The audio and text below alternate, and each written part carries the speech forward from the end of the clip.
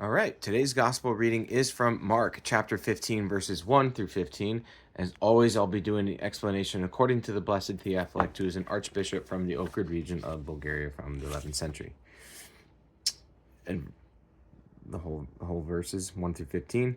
And straightway in the morning the chief priests held a consultation with the elders and scribes and a whole council, and bound Jesus and carried him away and delivered him to Pilate. And Pilate asked him, Art thou the king of the Jews? And he said, and he answering said unto him, Thou sayest it.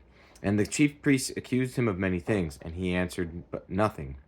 And Pilate asked him again, saying, Answerest thou nothing? Behold, how many things they witness against thee. But Jesus yet answered nothing, so that Pilate marveled.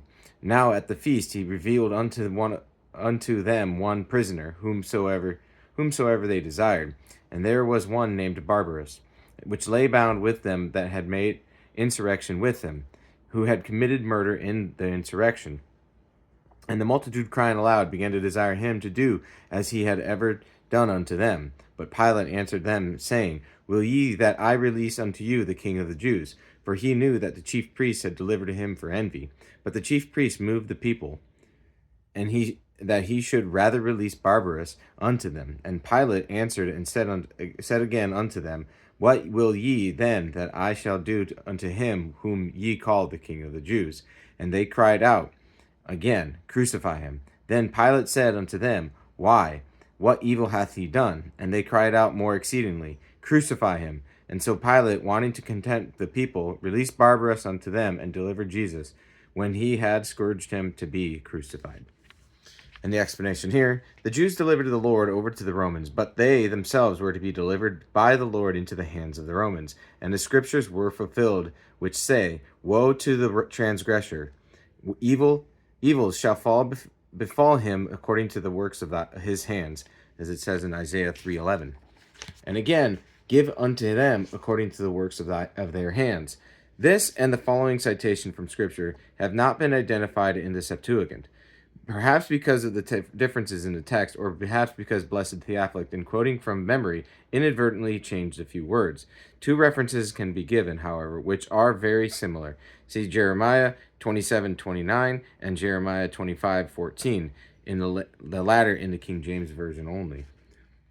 And again, in the manner in which thou hast done, thus shall your reward be. When Pilate asks, Art thou the King of the Jews? The Lord gives a double answer, for thou sayest it can be answered two ways. It can mean, you have spoken the truth, you have said what I am. And it can mean, I have not said this, you say it.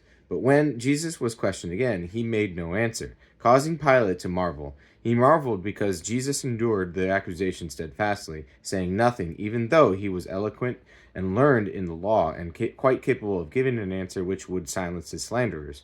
Contrast the moderation of Pilate to the bloodthirstiness of the Jews, but even Pilate deserves condemnation for not choosing to stand fast and do what was right. They were crying out, Crucify him, and Pilate, though a coward, still tried to save Jesus from condemnation. This is why he asked again, What then shall I do unto Jesus? Pilate wanted to give them every possible opportunity to release the innocent Jesus, and this is why he hesitated and delayed. At last, Pilate gave in to the will of those men, and he scourged the Lord, that is, he had him whipped with braided straps, so that it might appear that he was handing over a man who had been condemned by a lawful tribunal. And Pilate delivered Jesus to them to be crucified, for he wanted to do what satisfied and pleased the crowd, and not what was right and pleasing to God.